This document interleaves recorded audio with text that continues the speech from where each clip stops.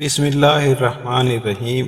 السلام علیکم ورحمۃ اللہ وبرکاتہ۔ حضرت سلمہ بن عمر بن عقور رضی اللہ تعالیٰ عنہ قبیلہ اسلم سے تعلق رکھتے تھے۔ یہ ان خوش قسمت صحابہ میں سے تھے جنہوں نے بیعت رضوان میں بھی حصہ لیا تھا۔ اللہ کے رسول صلی اللہ علیہ وآلہ وسلم کے ہاتھ پر اپنا ہاتھ رکھ کر ایک مرتبہ نہیں بلکہ 3 مرتبہ بیعت کی تھی۔ اللہ کے رسول صلی اللہ علیہ وسلم کی اپنے صحابہ کرام کے ساتھ کیسی اور کتنی محبت تھی، آئیے دیکھتے ہیں۔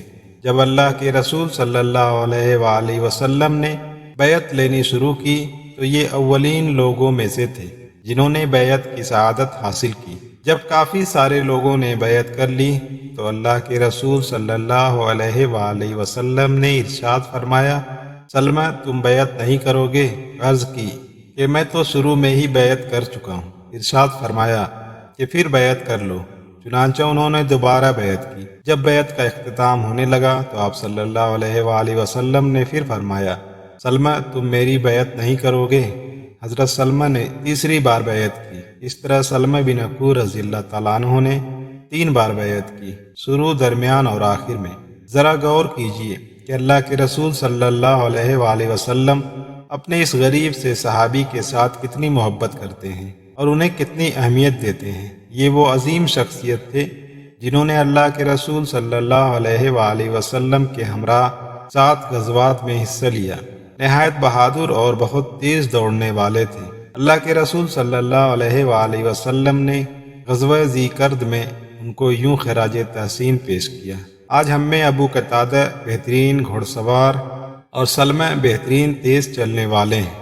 ناظرین کرام، اللہ کے رسول صلی اللہ علیہ وآلہ وسلم نے اپنے اعلیٰ اخلاق سے اپنے ساتھیوں کے دلوں کو جیتا۔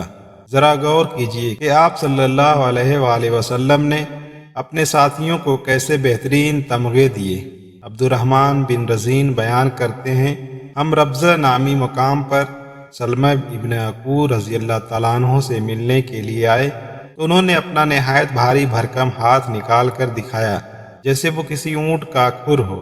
ہم نے اس ہاتھ کو چوم لیا کیونکہ اس ہاتھ نے اللہ کے رسول صلی اللہ علیہ وآلہ وسلم کے مبارک ہاتھ پر متعدد بار بیعت کی تھی۔ سلمہ بن عقور رضی اللہ تعالیٰ عنہ فرماتے ہیں، بیعت رضوان کے بعد مشرکین مکہ نے متعدد ایلچی ارسال کیے جس کے نتیجے میں ہماری ان سے صلح ہو گئی۔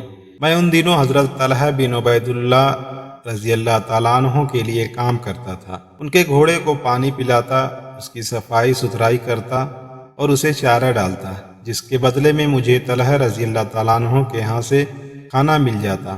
دراصل جب میں نے ہجرت کی تو اپنا گھر بار اور مال و دولت سب کچھ اللہ اور اس کے رسول کی خاطر چھوڑ دیا تھا۔ مشرکین مکہ سے صلح کے بعد دونوں فریق ایک دوسرے سے مطمئن ہو گئے۔ ہم لوگ ایک دوسرے سے ملنے جلنے لگے۔ ایک دن دوپہر کے وقت میں ایک درخت کے نیچے گیا، زمین پر گرے ہوئے کانٹے صاف کیے اور درخت کی چھاؤں میں لیٹ گیا۔ اس دوران میں 4 مشرک وہاں آ گئے اور رسول اللہ صلی اللہ علیہ وآلہ وسلم کے خلاف باتیں کرنے لگے۔ مجھے ان سے شدید نفرت ہوئی۔ میں وہاں سے اٹھا اور ایک اور درخت کی طرف چلا گیا۔ اس دوران میں ان مشرکین نے اپنا اسلحہ درخت سے لٹکا دیا اور لیٹ گئے۔ تھوڑا وقت گزرا کہ کسی شخص نے نصیب سے آواز دی، یہ مہاجرین خبردار ہو جاؤ، ابن زنیم کو قتل کر دیا گیا ہے۔ میں یہ آواز سن کر اپنی تلوار کی طرف لپکا اور اسے لہراتے ہوئے ان 4 کے سروں پر جا پہنچا۔ یہ 4 مشرک لیٹے ہوئے تھے۔ میں نے ان کو للکارا اور کہا کہ خبردار کوئی شخص حرکت نہ کرے۔ اس کے ساتھ ہی میں نے بلا تاخیر ان کے اسلحے پر قابو پا لیا اور کہا، اس ذات کی قسم جس نے محمد صلی اللہ علیہ وآلہ وسلم کو عزت بخشی ہے، اگر تم میں سے کسی نے بھی اپنی گردن اٹھائی تو میں اس کی گردن تن سے جدا کر دوں گا۔ میں نے ان 4 کو اپنے آگے آگے چلنے کا حکم دیا اور انہیں لے کر اللہ کے رسول صلی اللہ علیہ وآلہ وسلم کی خدمت میں حاضر ہوا۔ اسی دوران میں میرا چچا عامر بھی آ گیا۔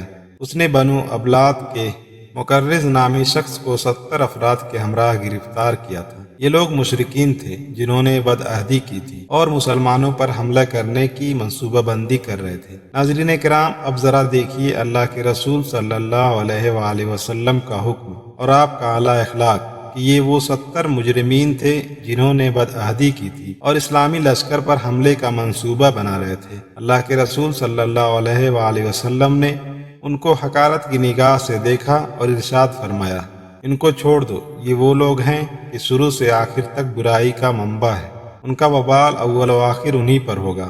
ناظرین کرام، یہ 70 مشرکین اللہ کے رسول صلی اللہ علیہ وآلہ وسلم کے رحم و کرم پر تھے۔ ان لوگوں کے عزائم بڑے خطرناک تھے اور یہ مسلمانوں پر حملہ کرنے کی تیاری رکھتے تھے، مگر ہمیشہ لوگوں سے درگزر کرنے والے اور اپنے بدترین دشمنوں کو بھی معاف کرنے والے نبی کریم صلی اللہ علیہ وآلہ وسلم نے انہیں معاف کر دیا۔